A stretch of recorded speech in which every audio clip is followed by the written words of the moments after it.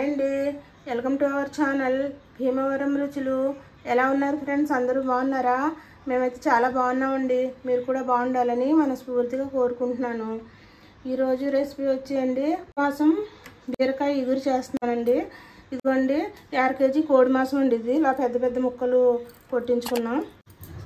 అల్లం వెల్లుల్లి పేస్ట్ అండి 2 స్పూన్లు. ఉల్లిపాయలండి ఒక పెద్ద ఉల్లిపాయ సన్నగా తరుక్కున్నాను. ఒక టమాటా, 4-5 పచ్చిమిర్చి అండి.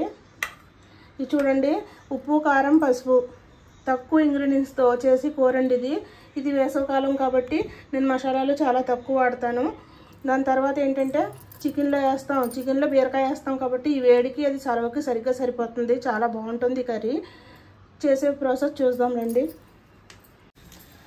స్టవ్ వెలిగించి కడాయి పెట్టుకున్నానండి. దీంట్లో చికెన్ వేసేస్తున్నాను. ఇదిగోండి కాసంత ఉప్పు వేస్తున్నాను. దీంట్లో సన్నగా కొంచెం బాయిల్ అవ్వాలండి చికెన్. ఇది బాయిల్ అయ్యాక మళ్ళీ చూపిస్తాను.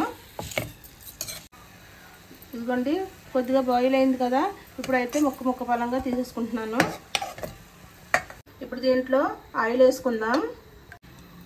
ఇదిగోండి ఆయిల్ వేడెక్కింది కదా, ఉల్లిపాయ ముక్కలు వేస్తున్నాను. ఇదిగోండి బ్రౌన్ కలర్ వచ్చింది కదా, ఈ టమాటా ముక్కలు పచ్చిమిర్చి వేసేస్తున్నాను. ఇదిగోండి అల్లం వెల్లుల్లి పేస్ట్, చికెన్ వేస్తున్నాను. ఇప్పుడు దీంట్లో ఆ మసాలా బాగా ఫ్రై అయ్యాక మంచి స్మెల్ వస్తుంది, మసాలా వాసన. అప్పుడైతే ఈ ఉడకబెట్టిన చికెన్ వేస్తున్నాను. ఇదిగోండి పసుపు, కారం అండి. ఇదైతే మసాలా కారం అండి. ఇది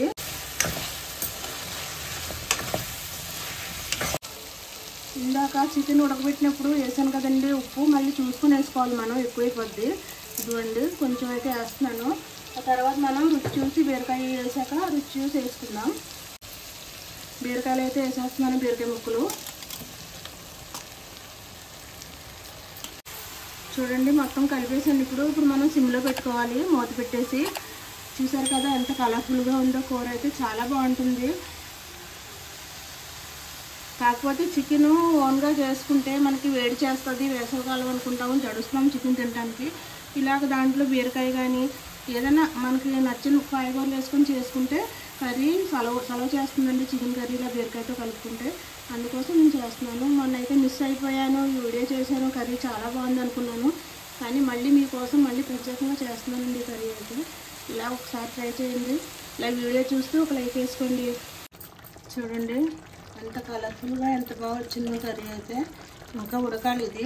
ఇదిగోండి ఒక చిటికెడు వేస్తున్నాను ధనియాల పౌడర్ అండి. అంతేనండి, ఇంకా ఏమి వేయండి దీంట్లో. మూత పెట్టేస్తున్నానండి, దగ్గరికి వచ్చాక చూపిస్తాను. చాలా బాగుందండి. ఇంకా గరం మసాలా అయితే వేయండి దీంట్లోనూ. వేస్తే వేరే టేస్ట్ వస్తుంది. మాకైతే ఇష్టం ఉండదు, నేను ఆప్షన్ వేసుకుంటే వేసుకోవచ్చు. కానీ కర్రీ అయితే రెడీ అయిపోయింది. లాస్ట్ ఫైనల్గా